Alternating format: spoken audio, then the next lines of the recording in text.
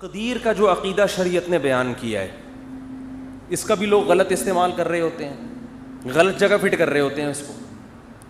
ہمارا عقیدہ ہے نا کہ سب کچھ پہلے سے کیا ہے, طے شدہ, موت لکھی ہوئی, رزق لکھا ہوا, حتیٰ کہ جنت جہنم بھی لکھا ہوا ہے. قرآن نے یہ عقیدہ بیان کیا موٹیویٹ کرنے کے لیے, مایوس کرنے کے لیے نہیں.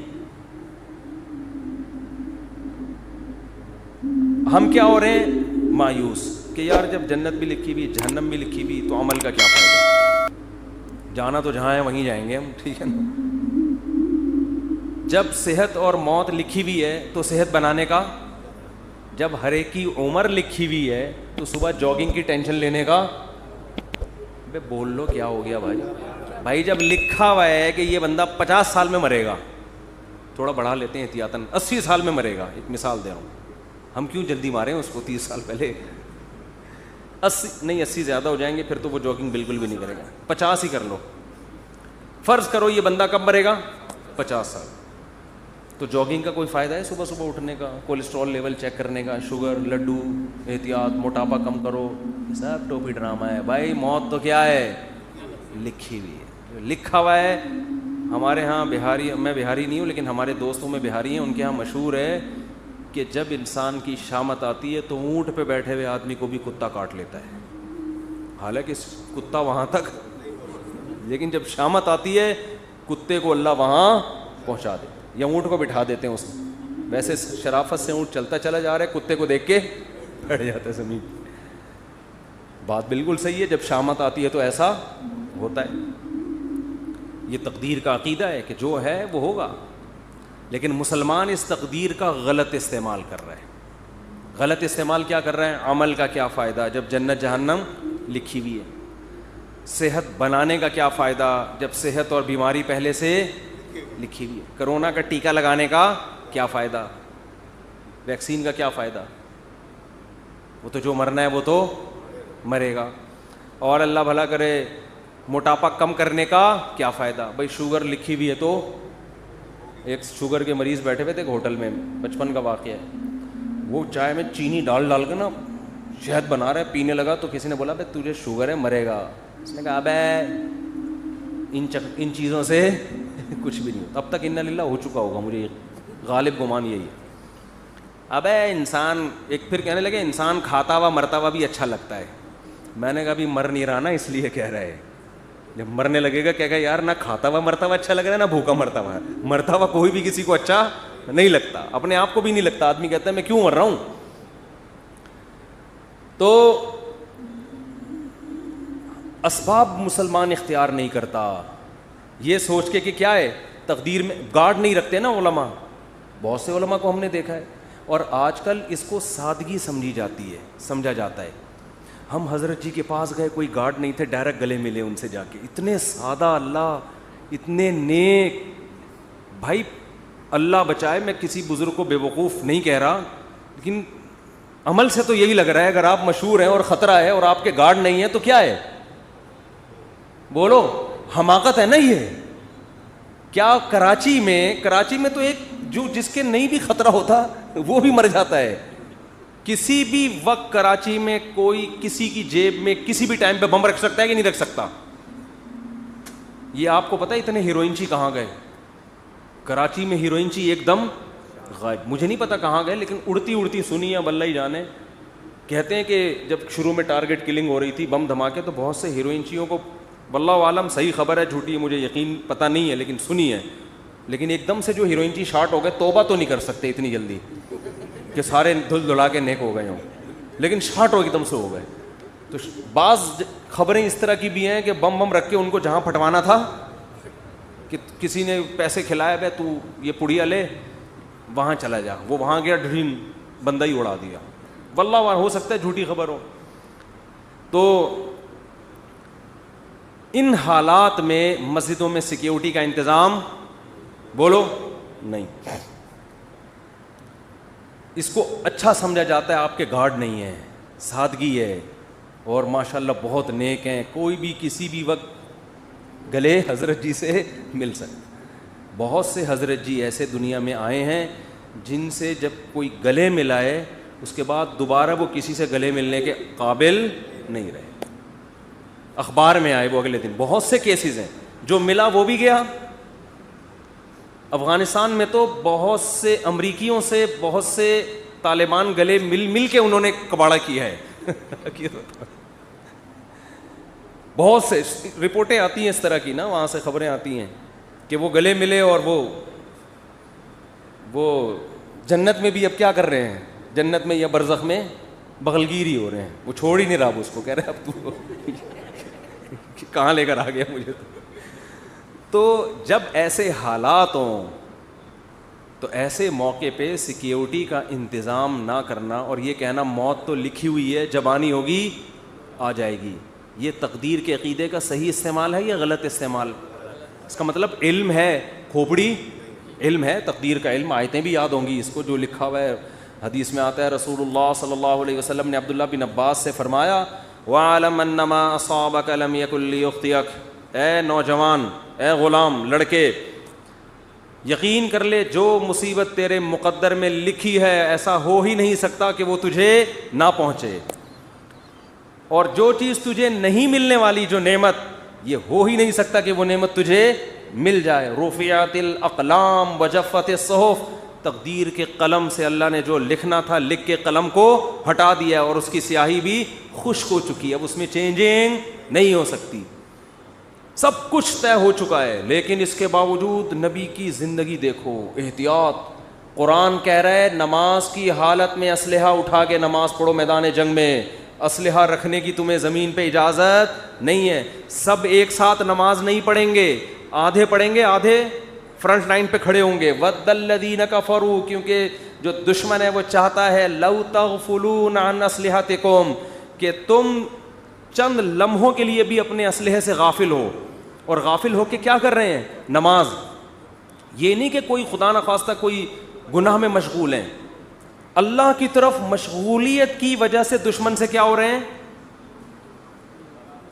غافل. یعنی عبادت میں مشغول ہونے کی وجہ سے کیا ہو رہے ہیں؟ دشمن سے غافل. اس میں تو یہ ہونا چاہیے, ہم سے کوئی پوچھتا تو ہم کہتے بھائی تم اگر اللہ کے لیے اللہ کی طرف مشغول ہو نماز میں تو اللہ تمہاری حفاظت کرے گا, کیونکہ تم اللہ کے لیے, تم کوئی گناہ تھوڑی کر رہے ہو. اور اللہ نے حکم دیا نماز پڑھنے کا, تو اللہ کے حکم کو فالو کرتے ہوئے تم اگر نماز میں مشغول ہوگے تو مدد تمہاری غیب سے آئے گی. دشمن تمہاری طرف آنکھ اٹھا کے بھی نہیں دیکھے گا. نا, اللہ نے فرمایا کہ نماز تو قائم کرنی ہے. سارے نہیں نمازی, وہ سب کو دیکھیں گے نماز پڑھ رہے ہیں, ایک ہی حملے میں سب کو قتل کر دیں گے. آدھے لوگ وہاں رہیں, آدھے کیا کریں؟ نماز پڑھیں. اور اگر یہ بھی ممکن نہ ہو, مثال کے طور پر اتنی بڑی تعداد نہیں ہے مجاہدین کی کہ آدھے وہاں رہ کے دفاع کر سکیں, تو اللہ نے فرمایا جماعت چھوڑ دو. فرجالاً او رکبانا, انفرادی بھی نہیں پڑھ سکتے تو پیدل موقع ملتا ہے چلتے ہوئے پڑھ لو, اور گھوڑے پر موقع ملتا ہے تو گھوڑے پہ نیت باندھ لو. گھوڑے سے اترنے کی بھی اجازت بولو نہیں آ رہی بات میرا خیال. تو یہ صحابہ بڑے آرام سے کہہ سکتے تھے بھائی جو لکھی ہوئی ہے وہ تو آ جائے, ہم تو نماز میں مشغول ہیں. ہمارے حضرت کے ہاں پہرا ہوتا تھا نماز کے دوران, جب حضرت نماز پڑھاتے تھے ممبر پہ گارڈ آ کے کھڑا ہوتا تھا, ایسے ریپیٹر لے کے یوں دیکھ رہا ہوتا تھا. بہت سے لوگوں نے حضرت کو لکھا یہ کون سا اسلام ہے؟ نماز میں ہم اللہ کی طرف مشغول ہیں اور محراب پہ ممبر پہ کون کھڑا ہوا ہے؟ گارڈ کھڑا ہوا ہے. نماز کے دوران یہ کیا ہے؟ میں نے فرمایا کہ نماز کے دوران نہیں بم پھٹ سکتا کیا؟ نماز کے دوران کوئی نماز توڑ کے نمازیوں پہ فائرنگ نہیں کر سکتا. یہ کون سی کتاب؟ یہ تو کسی کتاب میں نہیں لکھا کہ جی اللہ نے کہا ہے کہ جب تم نماز پڑھو گے تو نہ بم پھٹے گا, نہ کوئی دہشت گرد اندر داخل ہو سکتا ہے, اور تم سب سجدے میں ہوگے تو فرشتے تمہاری حفاظت میں لگے. نہ قرآن میں بھی نہیں لکھا, نہ حدیث کسی کتاب میں نہیں لکھا. یہ بہت سے مسجدوں میں بم دھماکے نماز کے دوران ہوئے ہیں.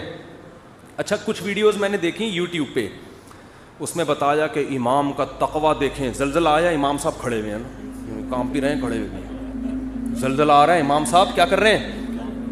ایک ایک کر کے مقتدی کھسک رہا ہے, لیکن امام صاحب زندہ باد. یہ حماقت ہے پرلے درجے کی. نبی نے فرمایا نماز میں اگر سانپ دیکھو تو یہ نہیں فرمایا کہ خشوع و خضوع میں مشغول رہو, سانپ تمہارا کچھ بھی نہیں بگاڑے گا. صحیح بخاری مسلم کی غالباً حدیث ہے, آپ نے فرمایا اس کو مارو, قتل کرو سانپ کو. نماز توڑ دیں آپ, جا کے اس کو قتل کریں. بھائی کسی کو مار دے گا, نماز پڑھ لینا آرام سے, ورنہ نماز جنازہ ہوگی تھوڑی دیر میں پھر 15-20 آدمیوں کی.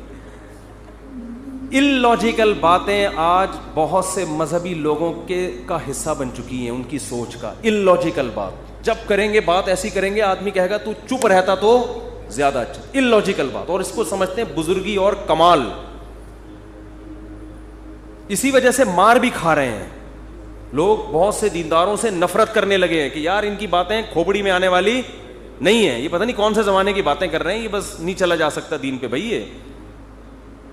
تو میں یہ عرض کر رہا تھا, ادھر قرآن نے حکم دیا کہ نماز کے دوران بھی, کیونکہ ایسا نہ بلا وجہ کلاشن کوفے لے کے مسجدوں میں آ جائیں جہاں خطرہ ہو.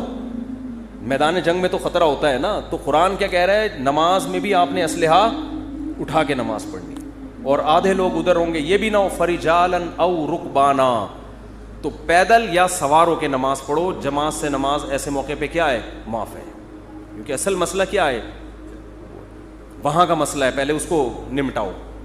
اور سناؤں آپ کو آگے میں, پوری امت کا اس پر اجماع ہے کہ اگر دشمن آپ کے قیدیوں کو ڈھال بنا کے لے آئے سامنے, لڑائی ہو رہی ہے, بہت سے آپ کے مسلمان قیدی دشمن کی قید میں تھے, سمجھ رہے ہیں, بہت سے آپ کے مسلمان قیدی کہاں تھے, دشمن کی قید. میدان جنگ میں وہ سامنے لے آئے ان کو فرنٹ پہ, معصوم بچے ہیں یا عورتیں ہیں یا معصوم مسلمان ہیں. اب آپ اگر فائر کریں گے تو کس کو لگے گا, مسلمان. آپ اگر تیر چلائیں گے تو ہو سکتا ہے کوئی معصوم بچے کو. میدان جنگ میں انہوں نے ڈھال بنا دیا, آپ کے لیے جائز ہے فائر کرنا ایسے موقع. وجہ اس کی یہ کہ اگر اس بیس پہ آپ رک گئے تو وہ غالب آ جائے گا, وہ تو آپ کو قیدی بنا کے لے جائے گا, وہ تو آپ کو اس سے زیادہ قتل کرے گا. اب مجبور ہیں, آپ نے نیت کرنی ہے دشمن کو مارنے کی, لیکن چونکہ لاجک کیا کہتی ہے, لاجک یہی کہتی ہے بھائی آپ کے علاوہ اب آپ کے پاس اس کے علاوہ کوئی آپشن نہیں ہے, کیونکہ وہ ہمیشہ پھر یہ کریں گے. تو اس لیے ایسے موقع پہ جنگ میں اگر آپ کے اپنے جو ڈھال بنائی ہوئی انہوں نے ان بندوں پہ گولیاں لگ رہی ہیں, تو تمام فقہا کا اس پر اجماع ہے کہ میدان جنگ میں آپ کو اجازت ہے اپنے آدمی قتل کرنے کی. نیت اپنے آدمیوں کی نہ ہو, نیت کس کی ہو, ان کی ہو. یہ مجبوری ہے, اس کے بغیر ہو نہیں سکتا. آج کوئی مذہبی آدمی اس طرح کی بات کرے, لوگ کہیں گے کیا کہہ رہا ہے, اپنے لوگوں کو قتل کرنے کی باتیں کر. عام حالات میں نہیں ہے, جب ڈھال بنا کے لائیں تو ہم نیت اس کی کریں گے دشمن کی, کہ بھائی اب مجبوری ہے, اگر مارا جا رہا ہے تو کیا کریں, ورنہ تو وہ ایسے موقع پہ کسی نے یہ نہیں لکھا کہ ہم مسلح بچھا کے بس اب تو ہمارے پاس دعا کے علاوہ کوئی آپشن نہیں. ہم کہیں گے اللہ یہ معصوم مسلمان ہمارے سامنے لے آئے, اے اللہ بس معاف کر دے, اے اللہ کیا کر, ہم تو مجبور ہیں اب تو. اللہ کہے گا بھائی زمین میں جب تک ہو تو جو اسباب اختیار کرے گا مدد اس کے ساتھ ہوگی. سمجھ رہے ہو, مدد کس کے ساتھ ہوگی, جو گراؤنڈ ریئلٹی کو دیکھے گا. جنگ میں ایسا ہوتا ہے, چالیں چلی جاتی ہیں جنگ میں, مختلف حربے استعمال کیے جاتے ہیں. تو میں یہ عرض کر رہا تھا, یہ جو تقدیر کا عقیدہ ہے اس کا صحیح مطلب کیا ہے, اس کو سمجھیں. صحیح مطلب یہ ہے, کام کرنے سے پہلے آپ نے کامیابی کے تمام ذرائع, تمام وسائل, تمام اسباب بھرپور طریقے سے استعمال کرنے ہیں. سمجھ میں نہیں آ رہی بات؟ مثال کے طور پر آپ چاہتے ہو میں 90 سال تک زندہ رہوں, ہر آدمی چاہتا ہے, نہیں چاہتے تو بتا دیں, ہاتھ کھڑا کریں. جو حضرات سبھی چاہتے ہیں, ہر آدمی چاہتا ہے میں 90 سال تک. بہت سے لوگ اس لیے بھی چاہتے ہیں تاکہ پہلی والی مرے, اللہ معاف فرمائے, غلط سوچ ہے. ان کو پتا ہوتا ہے ہماری زندگی میں اس کے مرنے کا کوئی چانس, بہت غلط سوچ ہے یہ میں بتا دوں, لیکن ہے بعض لوگوں کی. تو ہر آدمی چاہتا ہے, عورتیں بھی مرد بھی. آپ نے کیا کرنا ہے, اور اللہ کی طرف سے بھی اجازت ہے, حدیث میں آتا ہے, مفہوم حدیث کا, مسلمان کی جو لمبی عمر ہے وہ اس کے حق میں کیا ہے, رحمت ہے. اس کی زندگی میں رمضان کے روزے زیادہ ہوں گے, اس کی زندگی میں صدقات زیادہ ہوں گے, اس کی زندگی میں زکاتیں زیادہ ہوں گی. تو اعمال کا ایک بہت لمبی عمر, مسلمان اگر نیکیاں کرے اس میں تو بہت بڑی اللہ کی نعمت ہے, بہت بڑی رحمت ہے. اس کے پاس اعمال کا ذخیرہ بہت زیادہ, اس کے پاس لیلۃ القدریں زیادہ ہوں گی, اس کے پاس بقرعید کی قربانیاں زیادہ ہوں گی, بہت کچھ اس کے پاس زیادہ ہوگا. اب آپ نے کیا کیا, آپ نے کہا بھائی زندگی چاہیے, اللہ نے حکم دیا اسباب اختیار کرو. سمجھتے ہو, جو بھی اسباب, اور ہر چیز کے ماہرین سے پوچھا جاتا ہے کہ اس کا سبب کیا ہے. آپ چاہتے ہو آپ کے پاس W11 ہے, مزدہ ہے, آپ چاہتے ہو کہ یہ لانگ لائف ہو اس کی, تو آپ مفتیوں سے پوچھو گے, آپ کس سے پوچھو گے, میکینکس, جو مزدہ کے میکینک ہوتے ہیں. آپ کے پاس 1 to 5 ہے, آپ 1 to 5 کے جو میکینک ہیں ان سے پوچھو گے یار میں چاہتا ہوں جو میری بائک آج جیسی چمک رہی ہے اور جیسی انجن کی پاور آج ہے 20 سال کے بعد بھی یہ ایسی رہی, تو آپ کو بتائے گا بھئی آئل جلدی چینج کر لیا کرو, مینٹیننس کا خیال کرو, یہ کرو وغیرہ وغیرہ وغیرہ. آپ کسی مولانا صاحب کے پاس آؤ گے تو وہ آپ کو اس کا جواب بولو نہیں, وہ یہ بتائے گا کہ یعنی اگر آپ لمبی عمر چاہتے ہو, یہ باڈی بھی تو ایک مشین ہے نا, تو آپ اس کے لیے ڈاکٹروں کے پاس جاؤ گے, علماء کے پاس نہیں. علماء کے پاس صرف یہ پوچھنے کے لیے آؤ گے کہ لمبی عمر کا اسلام میں کوئی فائدہ بھی ہے یا نہیں ہے, یہ بتا دیں آپ مجھے. باقی عمر, صحت کیسے ہوگی, عمر میں اضافہ کیسے ہوگا, یہ کون بتائے گا, یہ میں نہیں بتاؤں گا.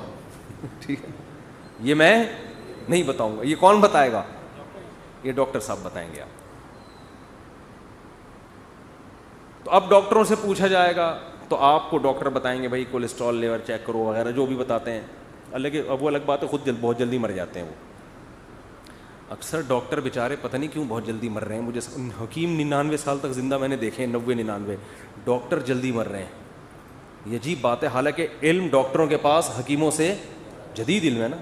اس کی وجہ پتہ ہے کیا ہے, ڈاکٹر صحت کے اصول بتاتے ہیں, خود اس پر عمل کرتے نہیں ہیں. سگریٹ کے آپ ان سے تقریر کروا لو, سگریٹ کے اتنے نقصان, خود 6 ڈبے ایک دن میں خالی کر رہے ہوں گے. تو باتیں کرنے سے صحت نہیں بنتی ہے.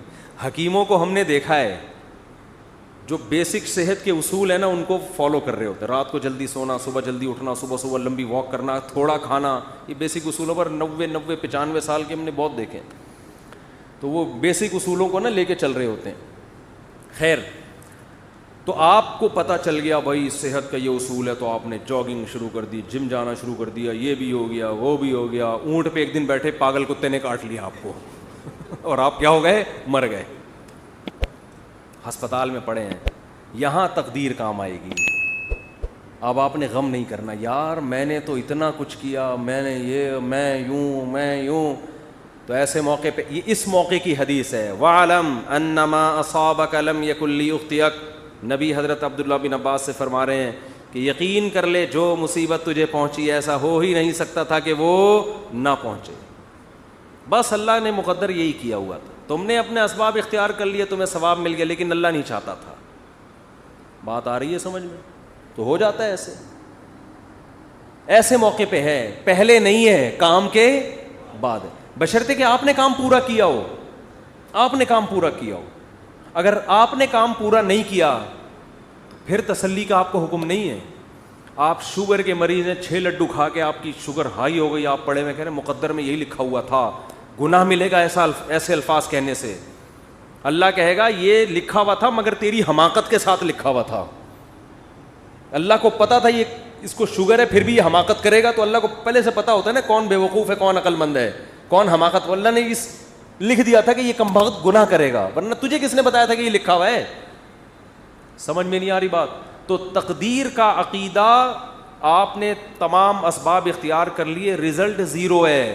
تو ایسے موقع پہ غیر مسلم ڈپریشن میں جاتا ہے کہ یار میں کامیابی کے سارے اسباب اختیار کر رہا ہوں مگر نتیجہ کیا ہو رہا ہے, 0. یہ جو موٹیویشنل اسپیکر آپ کو کامیاب لوگوں کی 7 گٹس بتا رہے ہوتے ہیں نا, 7 علامتیں, یہ ان کی بتا رہے ہوتے ہیں جو ہو چکے ہیں کامیاب.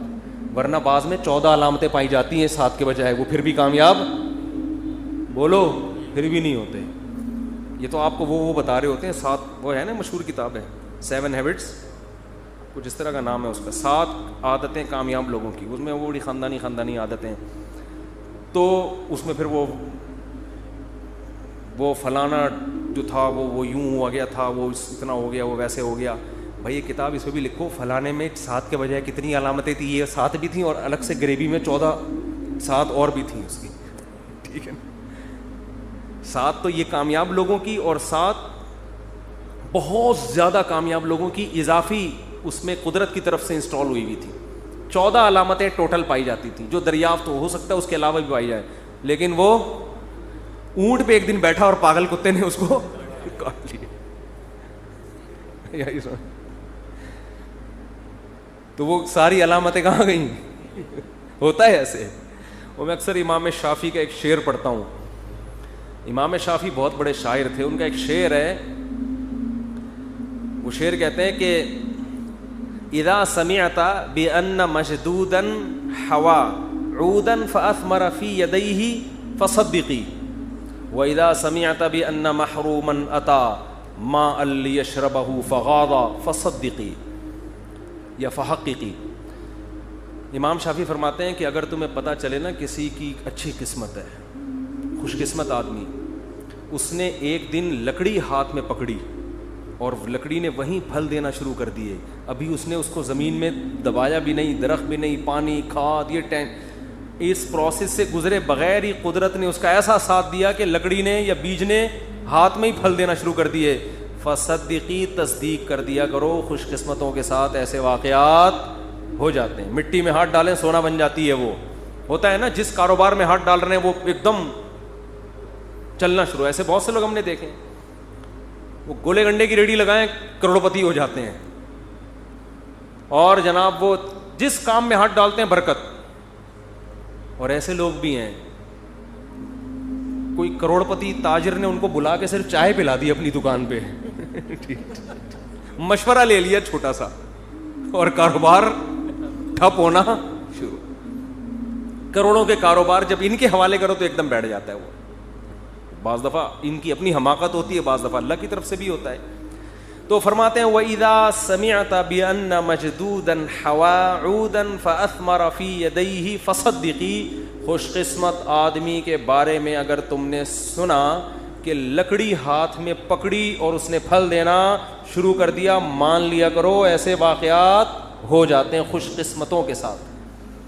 وَإِذَا سَمِعْتَ بِأَنَّ مَحْرُومًا أَتَى. اور جب بدقسمت آدمی ہے اس کے بارے میں کبھی یہ خبر سننے کو ملی کہ اس کو صرف پانی چاہیے تھا, کوئی کروڑوں اربوں روپے بھی اس کی خواہش بیچارے کی نہیں, وہ کہہ رہے ہیں پانی مل جائے, مجھے پیاس لگ رہی ہے, اور اسباب ایسے پیدا ہوئے کہ بھرا ہوا کنواں, اب تو ملے گا ہی پانی.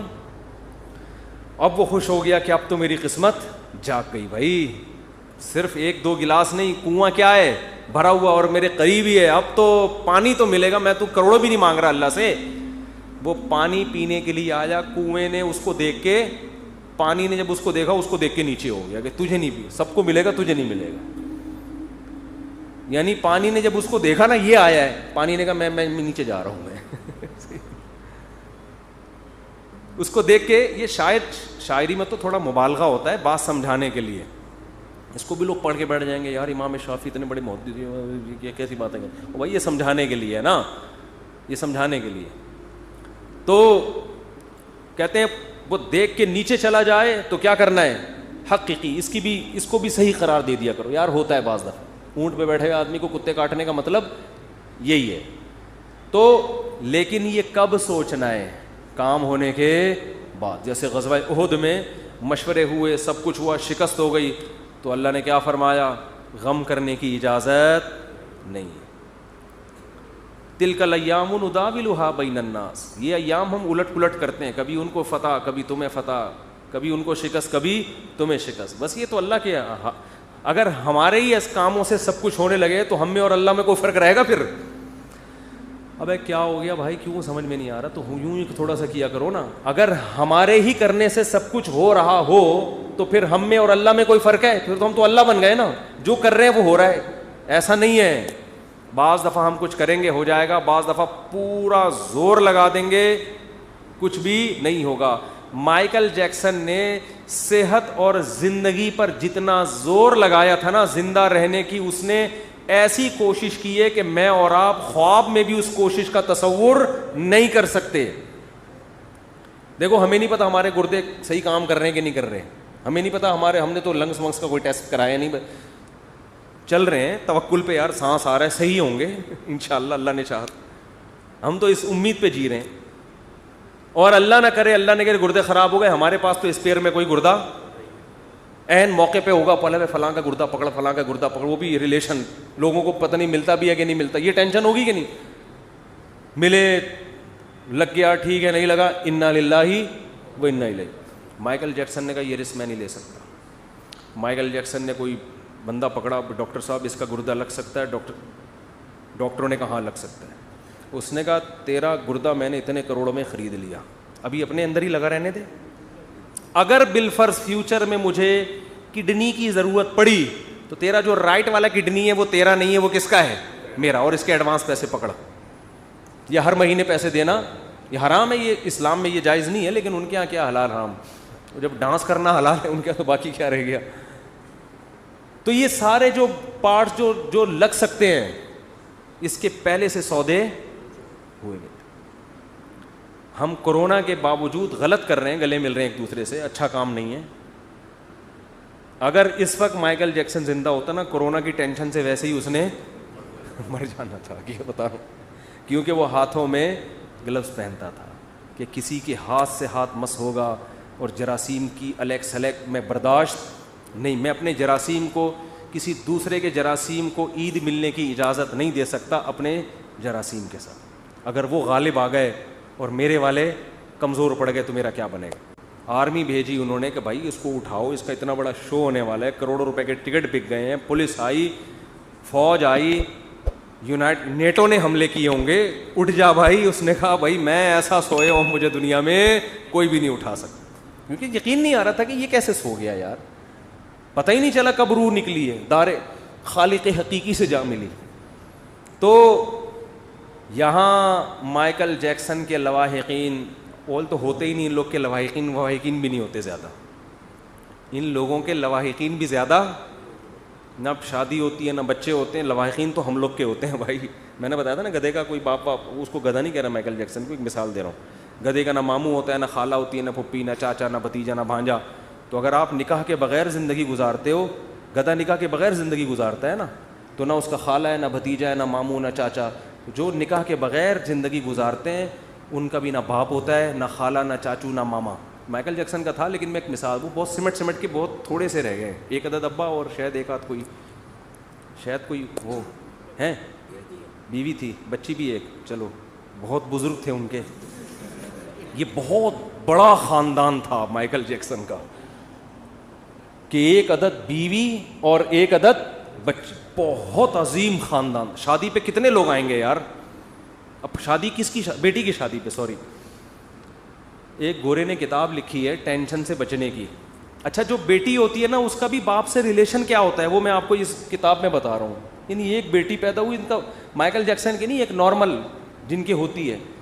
گوروں میں ایک شخص نے, ماہر نفسیات نے کتاب لکھی ہے گوروں کو ٹینشن سے بچانے کے لیے. ٹینشن تو بہت زیادہ ہے نا وہاں پہ, ڈپریشن سے بچانے کے لیے. اس میں ایک بات لکھی ہے کہ اگر آپ کسی ٹینشن میں ہیں تو سب سے پہلے یہ طے کرنا ہے کہ یہ ٹینشن کسی اور کی ہے یا آپ کی ہے.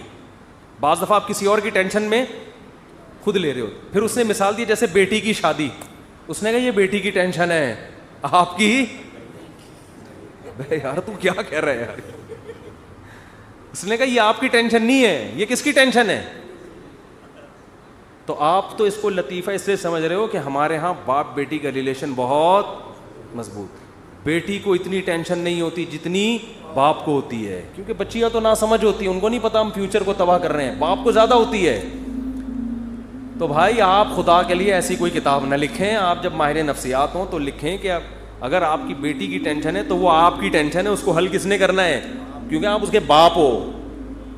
صرف بلڈ ریلیشن نہیں ہے, ایک روحانی ریلیشن بھی ہے باپ بیٹی میں. خیر کہاں سے بات چلی تھی, کدھر کو نکل گئی, میں کیا بتا رہا تھا یار بیان. تو میں یہ عرض کر رہا تھا کہ تقدیر والی آیتیں بھی جہاں فٹ کرنی چاہیے وہاں نہیں ہو رہی, بلکہ مایوسی پیدا کرنا, عمل میں ڈھیلے ہونا, دکان پہ بیٹھا ہوا مکھیاں مار رہا ہے, ابے جو مقدر کی روزی, جو میں نے دیکھا ہے نا لوگوں کے ڈائلاگ, ابے جو مقدر میں لکھا ہوا ہے وہ تو آئے گا. اب کیا بیٹھ کے باتیں بولیاں لگا رہے ہیں اور پبلسٹی کر رہے ہیں, اور اس کو اتنا. ابے ایک تاجر سے میں ملا, ماشاء اللہ ان کی اچھی آمدن, میں نے کہا یار آپ کا نہ میں نے کہیں ایڈورٹائز دیکھا ہے آپ کی کمپنی کا, نہ کو آپ تو ٹھیک ہے اللہ نے آپ کو دیا ہے تو ذرا پبلسٹی کرو اس کی, تھوڑا کام بڑھاؤ. اس نے کہا یار روزی تو کس سے آتی ہے, مقدر سے, بس اللہ بہت دے رہا ہے, مجھے کیا ضرورت ہے. میں نے کہا پہلی بات آپ کو ضرورت نہیں ہے, قوم کو ضرورت ہے. نیک لوگوں کے پاس پیسہ ہوگا تو فائدہ قوم کو ہوگا. پیسہ تو گھومتا ہے نا, آپ نہیں ہو تو یہ دوسرے کی جیبوں میں جائے گا. دوسرا چور بھی ہو سکتا ہے, ڈاکو بھی ہو سکتا ہے, آپ نیک آدمی ہو, آپ کے بچوں کو فائدہ اس سے. ایک آدمی کے لیے تو 1 لاکھ بھی ضروری نہیں ہے, یہ تو سارا ہوتا بیوی بچوں کے لیے, قوم کے لیے, ملک کے لیے, مسلمانوں کے, ان کے لیے ہوتا ہے. ورنہ ایک کے لیے کیا ضرورت ہے, اپنے گولے گنڈا لگاؤ, شام کو 2 روٹی کھاؤ, بس ختم. مسلمان کو جو پیسہ کمانے کا حکم ہے آپ کی اپنی پیٹ بھرنے کے لیے نہیں ہے. مسلمان کے طاقتور ہونے سے اسلام پاورفل ہوگا, اور مسلمان کے کمزور ہونے سے اسلام کمزور ہوگا. تو وہی ہے کہ سوچتے نہیں ہیں, کھوپڑی استعمال نہیں کر رہے. خیر, تو تقدیر کا عقیدہ آپ نے تمام اسباب و وسائل اختیار کر لیے, پھر بھی اگر رزلٹ 0 ہے یا نقصان ہوتا ہے, کوئی بات نہیں. ہوا مولانا, وہ کیا ہے, قل لن یصیبنا الا ما کتب اللہ لنا. دیکھو کیا زبردست آیت ہے. صحابہ کو جب غزوہ احد میں شکست ہوئی ہے نا, تو منافقین مذاق اڑانے لگے. دیکھا ہمارے مشوروں پر عمل نہیں ہوا, غلط مشورے ہوئے تھے, یہ ہوا تھا, ہو گئی نا شکست.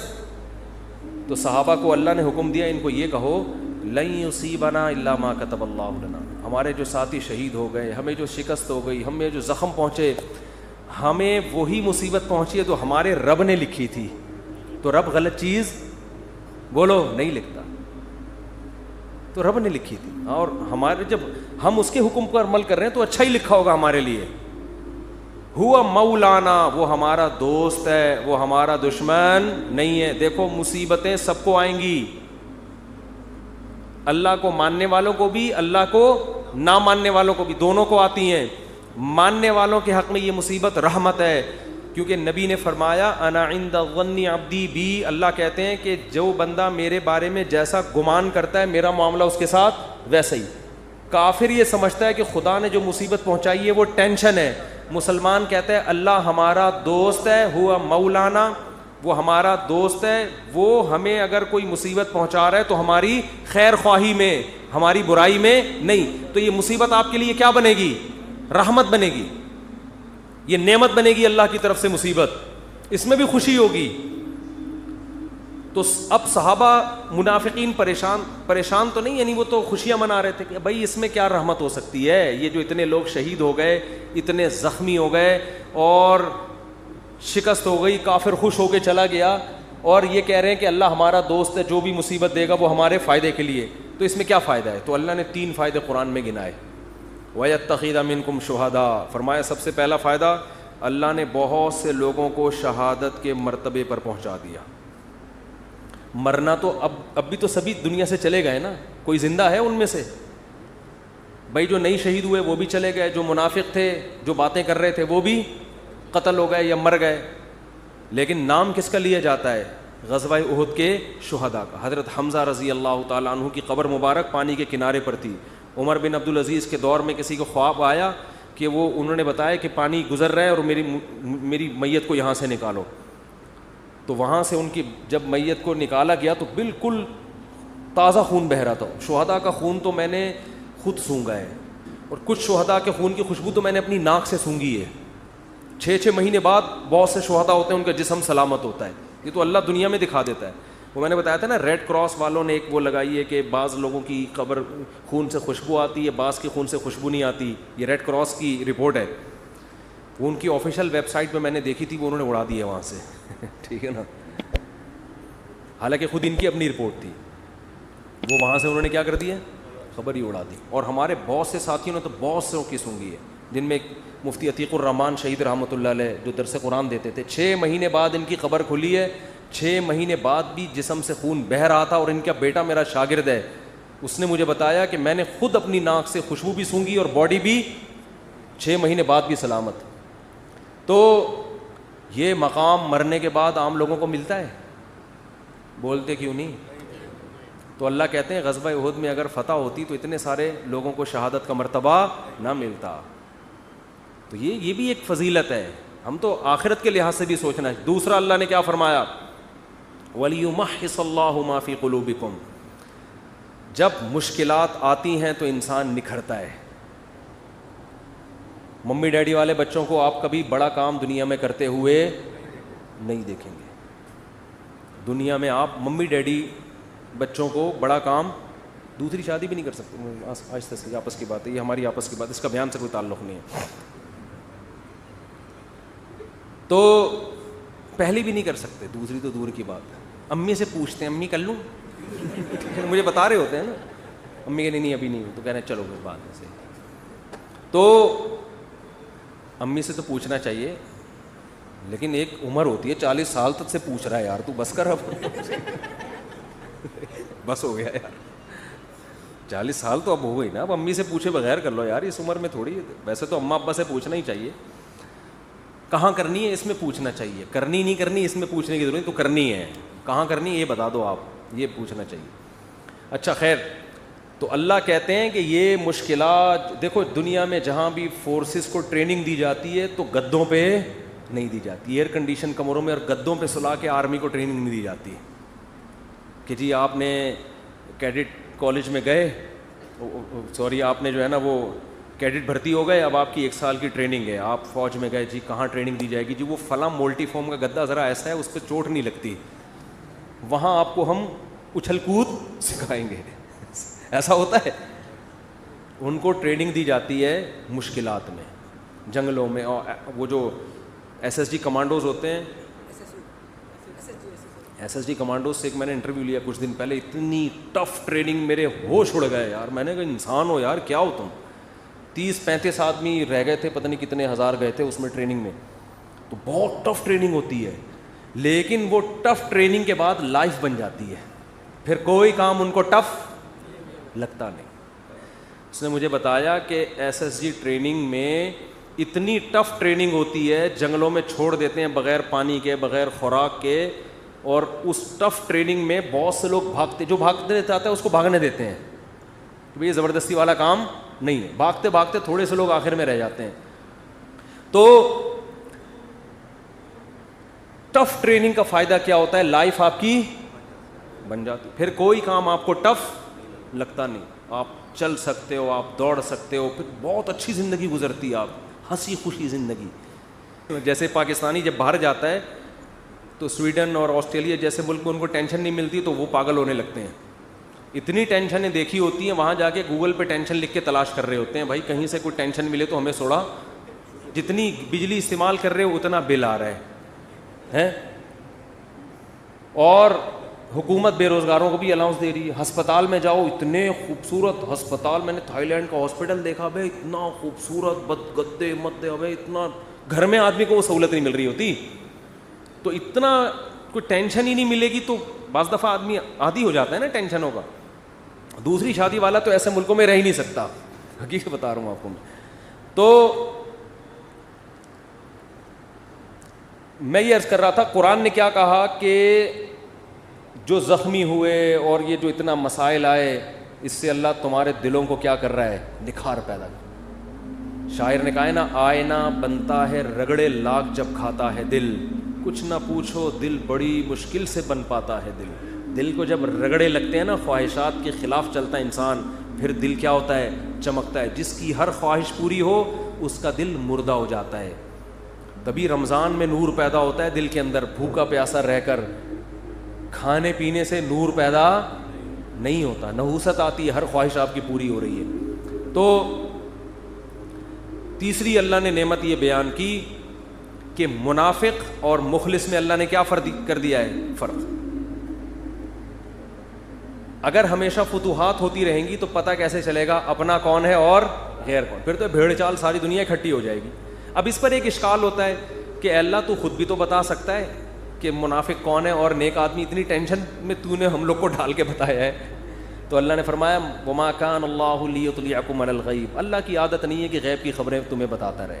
اللہ نے دنیا کو دارالاسباب بنایا ہے, اسباب میں ڈالے گا تم نکھرو گے, اس سے پتہ چلے گا اپنا کون ہے اور غیر کون. اگر اللہ نہیں کرنا ہوتا تو سب کچھ اللہ ویسے ہی کر دیتا. اللہ تمہیں آزمائے بغیر تمہارے دل کو اچھا بنا دیتا, اللہ ویسی شہادت کا دنیا میں ہی ثواب دے دیتا سب کو, جو مرو گے شہید والا ہی ثواب ملے گا. بھائی یہ دنیا دار الاسباب ہے, پہلے اس پروسیس سے گزرو گے اس کے بعد رزلٹ. تو 3 فائدے اللہ نے قرآن میں بتا دیے, شکست کے باوجود کتنے فائدے ہوئے ہیں؟ 3.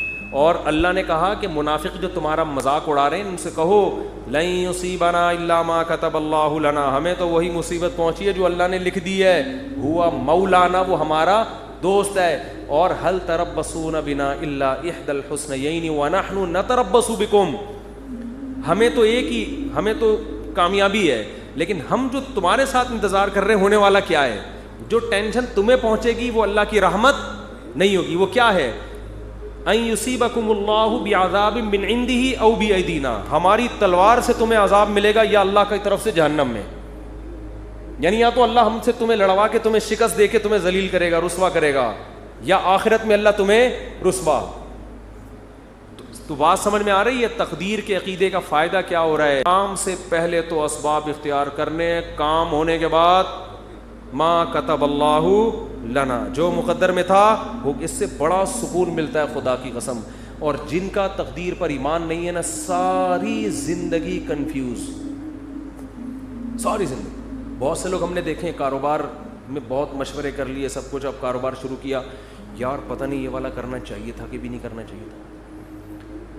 ہماری ایک ریلیٹو خاتون تھی, انہوں نے اپنے بچے کو کون سے اسکول میں پڑھانا ہے 6 مہینے لگا دیے ان کی کھوپڑی میں بات. پھر اسکول میں ایڈمیشن کروایا تو ٹینشن, وہاں والا زیادہ اچھا تھا یہاں والا. یہ کنفیوژن اس کو ہوتی ہے جس کا تقدیر پر ایمان. بھائی آپ نے اسباب اختیار کر کے ایک فیصلہ کر لیا, فتوکل علی اللہ, کیا کرنا ہے اللہ پہ توکل. شادی بیاہ میں بہت ہوتا ہے یار, یہاں کرنی ہے کہ وہاں کرنی ہے کہ یہاں پھر جب ہو گئی ابے یار وہاں کر لیتا تو, مجھے بتا بھی رہے تھے. یہ انسان کی فطرت ہے. ہم جب کالج میں پڑھتے تھے نا تو ہمارے ایک دوست تھے, ان کو پینٹیں خریدنے کا بہت شوق تھا, پہننے کا بھی خریدنے کا بھی. تو ہم ایس ایم سائنس کالج سے نکلتے, یہ بولٹن مارکیٹ میں نا پوری پینٹوں کی شرٹوں کی دکانیں ہیں. ان کے بچے اب تو ماشاء اللہ بیٹھے ہوئے ہیں, بیان میں یہ بیٹھے ہوئے, ان کے ابا کی بات کر رہا ہوں. تو وہ کیا ہوتا تھا, وہ پینٹ خریدی, گھنٹہ لگا دیتا وہ. اب تو نیک بن گئے, ان کے ابا کی بات کر رہا ہوں, وہ ناراض نہ ہو جائے. وہ بیان میں ایڈیٹنگ بھی وہی کرتے ہیں, یہ والا قصہ نکال نہ دیں کہیں, بیان میں ایڈیٹنگ بھی انہیں کے ذمہ. گھنٹہ لگا دیتے تھے وہ ہمارے دوست صاحب پینٹ خریدنے میں, یار یہ والی نہیں, یہ والی, یہ والی نہیں, یہ والی. 1 گھنٹے کے بعد جب خریدی تو اگلی دکان میں جو پینٹ ہے وہ اس سے اچھی, یار یہ والی. تو یہ انسان کی نیچر ہے, یہ سب کے ساتھ ہوتا ہے. آپ منڈی سے جانور خریدیں, صبح سے لے کے رات تک خریدنے میں لگا دو گے آپ, سودا لے کے جیسے ہی نکلے, ابے یار یہ کتنے کا, یہ 80 کا, ابے میں نے 85 میں کیا پکڑ لیا یار. یہ ہوتا ہے. اپنی چیز کے علاوہ دنیا کی ہر چیز اسی وقت اچھی لگنا شروع. شادی کرتے ہی اپنی بیوی کے علاوہ ہر ایک کی بیوی اچھی لگنا شروع ہو جاتی ہے. یہ شادی شدہ لوگوں کے ساتھ مسئلہ ہے. جیسے ہی شادی کریں گے نا, اپنی کے علاوہ ہر ایک کی اچھی لگ رہی ہے. یہ ان لوگوں کی عادت ہے جن کا تقدیر پر ایمان بولو نہیں ہوتا. تو آپ نے ہر کام سے پہلے اسباب اختیار کریں. جب کام ہو گیا بھائی اللہ کے لیے, اللہ کے علم میں میرے لیے اس سے بہتر نہ گائے تھی نہ بیوی تھی, ٹھیک ہے, نہ بچڑا تھا نہ بیوی, نہ بکرا, نہ, اللہ کے علم میں میرے لیے اس سے بہترین بکرا کوئی بھی نہیں تھا. اگرچہ یہ صبح سے بک رہا ہے, یعنی بول رہا ہے کچھ نہ. تو اسی طرح جب خوب محنت کرو, جب ہو گئی شادی ہو گئی, اللہ کے علم میں اس سے بہتر میرے لیے کوئی بیوی ہو نہیں سکتی. اس کی خامیاں ہیں یار, خامیاں تو سب میں ہوتی ہیں. ہمارے حضرت فرمایا کرتے تھے کہ جب تک شکر کا جذبہ پیدا نہیں ہوگا, جب تک یہ عقیدہ نہ رکھیں کہ جتنی خوبصورت میری بیوی ہے, چاہے وہ جتنی ٹیڑھی میڑھی ہو, آڑی ترچھی, اللہ کے علم میں میرے لیے اس سے خوبصورت کوئی بھی نہیں تھی. وہ ہوں گی بہت ساری, وہ میرے لیے اللہ نے پیدا ہی نہیں کی. میرے لیے جتنی عورتیں تھیں نا, ان میں سب سے خوبصورت یہ تھی. جب تک یہ جذبہ نہیں ہوگا آپ کو سکون. اور عورت بھی یہ سوچے بھائی جتنے میرا میاں کتنا ہی آڑا, ڈینٹنگ پینٹنگ کا بہت کام ہے اس میں, ٹھیک ہے نا, بہت کام ہے. لیکن اللہ کے علم میں میرے لیے اس سے بہتر ہسبینڈ ہو نہیں سکتا. وہ ہوں گے. وہ خواتین کی بھی عادت ہے ناشکری والی. عورتیں اکثر اپنے میاں سے بحث کر رہی ہوتی ہیں, اس کے میاں کو دیکھا, وہ تو یہ شاپنگ کراتا ہے, وہ تو یہ خریداری کرتا ہے. اس کے میاں میں جو خامیاں ہیں وہ بیان نہیں ہوتی. ایک صاحب کہنے لگے, ایک خاتون نے کہا کہ بھئی وہ انگریز شوہر ہے, وہ اتنا تھینک یو, اتنے اچھے اخلاق سے اپنی بیوی سے بات کرتا ہے, اور ایک آپ وہ گالیوں سے بات شروع کرتے ہو, گالیوں پہ ختم کرتے ہو. تو میں نے کہا گالیاں والی تو نہیں دینی چاہیے, لیکن اس کو بولو یہ جو انگریز ہوتے ہیں نا, صرف تھینک یو کے علاوہ ایک دھیلا اپنی بیوی کو دے کے دکھائے. تو آپ اپنی وائف سے بولو کہ سارا نان نفقہ میرا معاف کر دو, گیس بجلی کا بل معاف کر دو. پھر اور اس ہر نوٹ کے بدلے میں ایک تھینک یو. نہیں آ رہی بات, ہر نوٹ کے بدلے میں ایک تھینک یو. تو تھینک یو کی گردان پوری بیٹھ کے سنا دے گا. زندگی میں کبھی اس کی پیشانی میں بل نہیں آئے گا. تو یہ انسان کی نیچر ہے, دوسرے کی خامیاں نظر نہیں آتی, خوبیاں, اور اپنے والے کی خوبیاں نظر نہیں آتی, خامیاں نظر آتی ہیں. یہ مرد کے ساتھ بھی ہوتا ہے, عورت کے ساتھ بھی. لیکن جن کی طبیعت میں اللہ نے شکر کا جذبہ رکھا ہے, تقدیر پر ایمان رکھا ہے, وہ کہتے ہیں اللہ کے علم میں میرے لیے اس سے بہتر کوئی بھی نہیں. کوئی اگر تعریف بھی کرے نا اس کے سامنے, عورت کے سامنے, کہ میرے میاں تو اتنے اچھے ہو گئے, تیرا میاں میرے میاں سے اچھا نہیں ہو سکتا, صحیح ہے نا, اس کو یہ بتایا کریں.